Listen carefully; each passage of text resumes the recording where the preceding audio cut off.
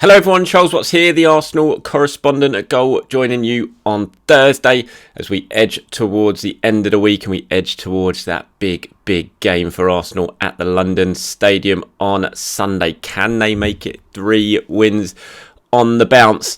Can they keep the pressure on Spurs ahead of that big North London derby? That is very much on the horizon now. You've got to feel 6 points from the next 2 games ahead of that North London derby, with Tottenham due to go to Liverpool the match before that as well. Arsenal will be in a very good positions. Finger crossed. Let's get it done. I will be talking a little bit about that West Ham game, looking at the team news, who might start on Sunday in this video, but I thought I'd start by talking a little bit about Tammy Abraham because he is in the news right now. The Roma striker is back in England ahead of that big game for them in the Conference League semi-final tonight against Leicester City, and he's been speaking to the media ahead of that game, and he's been speaking about those links to Arsenal. Now, Tammy Abraham, we know, is a striker that Arsenal like. He was a striker they were very interested in last summer. It didn't happen. He ended up going to Roma.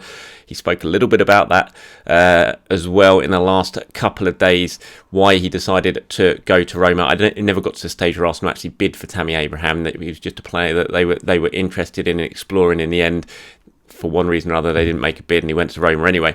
But he is a player they admire, they like, they've watched for a fair while. He fits the bill in terms of a lot of the boxes that need ticking when it comes to Arsenal at the moment with their transfer policy.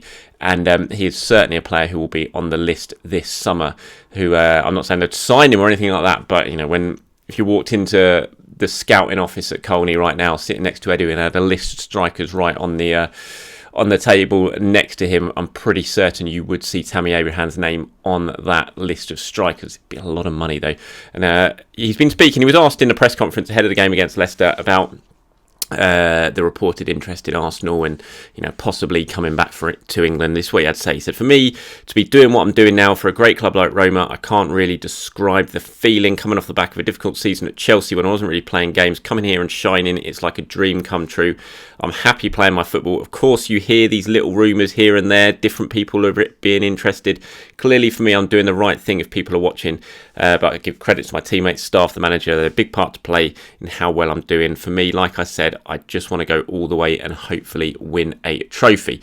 So, not really absolutely committing his future to Roma there. But the thing with Abraham, I think Roma are obviously in a very strong position. They've got a long-term contract, a young striker, only 24. They've got a manager like Mourinho who is not going to just let a club sell one of his players without him having a big say in it.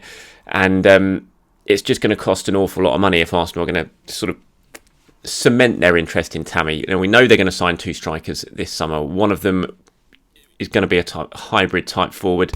I spoke about Gabriel Jesus, a player that Arsenal are in talks with his representatives as they kind of approach the summer. And that could be one that is on the agenda. He would fit sort of hybrid striker bill. But then you're looking at a more focal point when it comes to a forward who Arsenal may well be looking to bring in. And, you know, this is where Tammy comes in. This is where Dominic Calvert-Lewin, another player that Arsenal like and would be on that list that Edu would have next to his desk, comes in.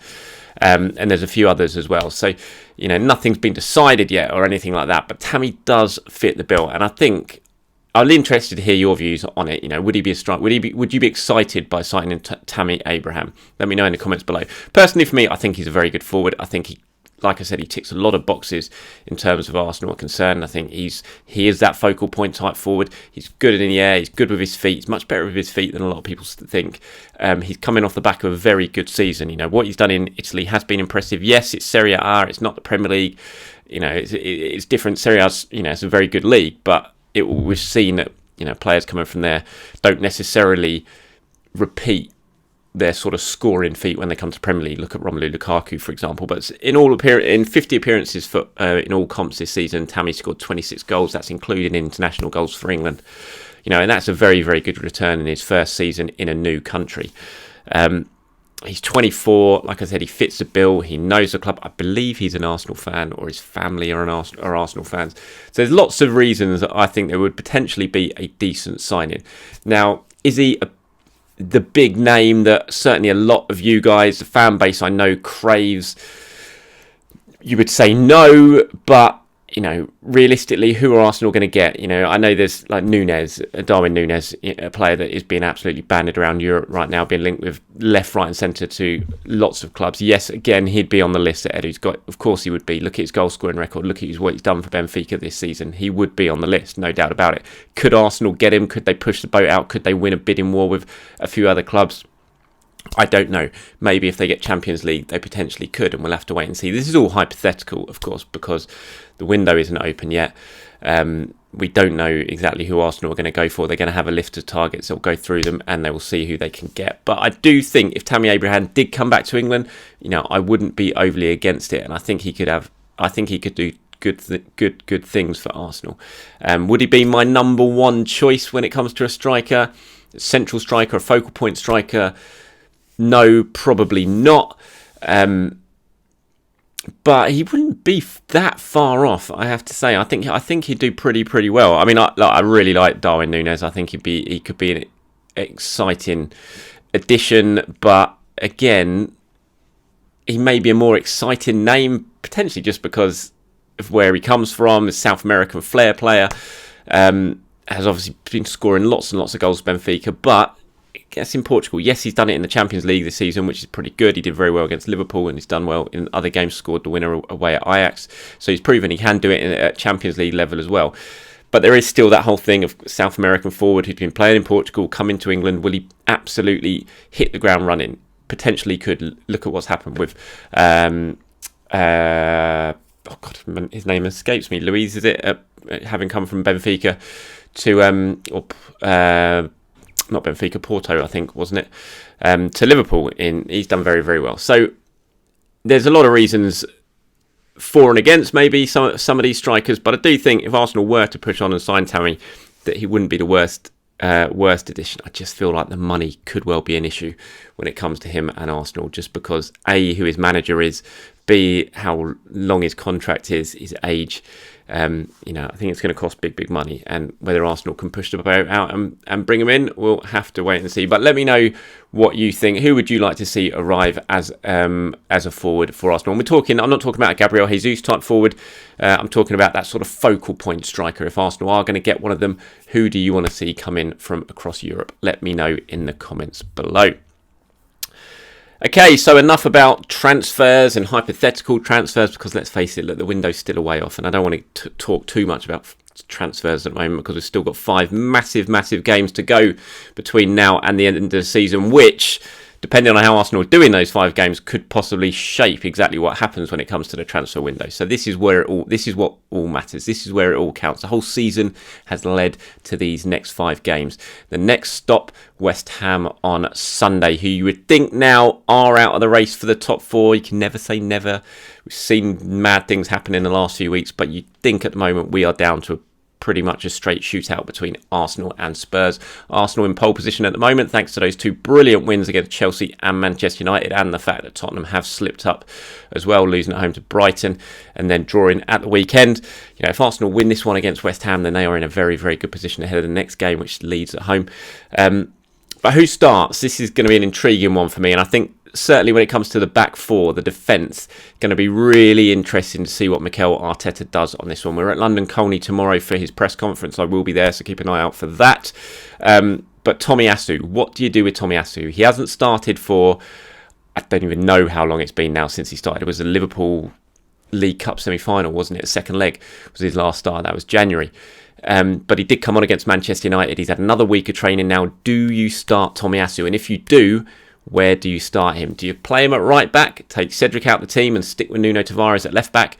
Or potentially, do you play Tomiyasu at left back, where he's played very, very well in the past for Bologna before he came to Arsenal, and then stick with Cedric at right back and take out Tavares, who scored against Man United, obviously, but has been a bit hit and miss in recent games. We know that his confidence levels aren't that high.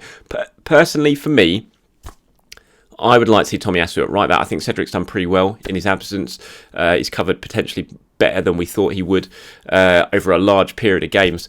But I would play Tomiyasu at right back, and I spoke about this in the last video, and I would stick with Tavares at left back, because I just think bringing Tomiyasu back in shores up that defence an awful lot, and it will kind of allows Tavares to concentrate a little bit more on what he does well, and that's getting forward and causing problems for the opposition in the final third. If he does that, if he bombs forward, Tomiyasu can tuck in a little bit, almost make it a back three, while Tavares goes and does what he does going forward, and Arsenal still have that little bit of a sort of protection at the back with Tomiyasu, White and Gabriel slotted in there. So personally, that's the one I would go for. There are other big decisions maybe for Mikel. Does he continue with Eddie Nketiah up front, or does he bring Alexander Lacazette back in for this one? Nketiah got the nod against Man United.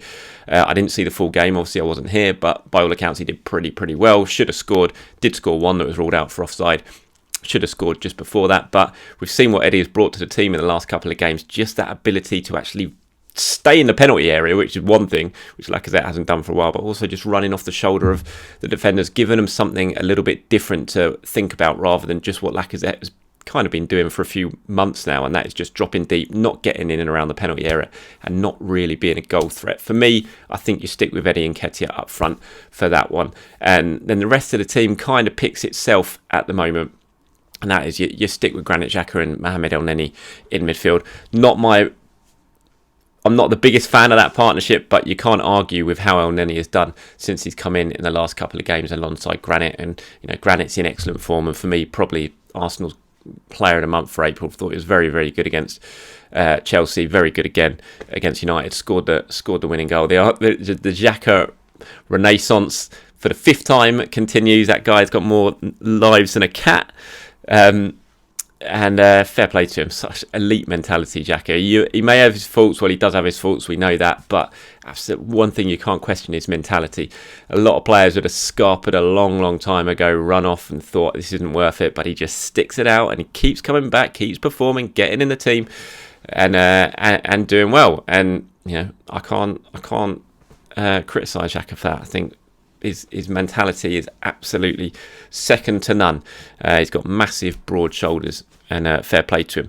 So I think in terms of who starts, those are the key ones, aren't they? Right back, who starts there? Do you play Tomiyasu? Do you stick with Tavares? Do you stick with Eddie Nketiah up front? What do you do in midfield? Those are the big decisions facing Mikel ahead of that game. And like I said, we'll be speaking to him at his press conference tomorrow.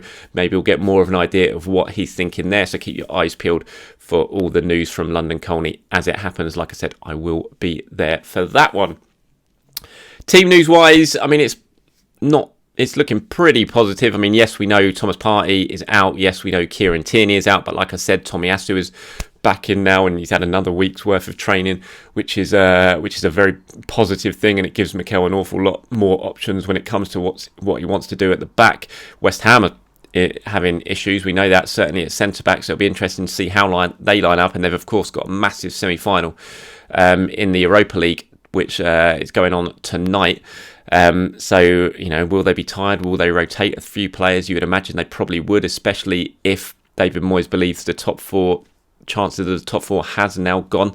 Then the Europa League semi-final will take priority for them. They will have the semi-final next Thursday. So that's positive news for Arsenal. And also, Bukayo Saka, I know a lot of you were worried about him, but as far as I'm aware, people at Arsenal are certainly very hopeful that he will be fine to feature on Sunday. Yes, he went off against Manchester United, but I don't think there was any great concern. Certainly people that I've spoken to this week aren't really too concerned about any sort of significant serious injury for Bukayo. I think he's just taken a bit of a whack and he should be fine for the weekend. So that's a positive thing for him. And so the rest, like I said, the kind of Arsenal team picks itself at the moment, apart from a couple of positions. But so all good for Mikel Arteta.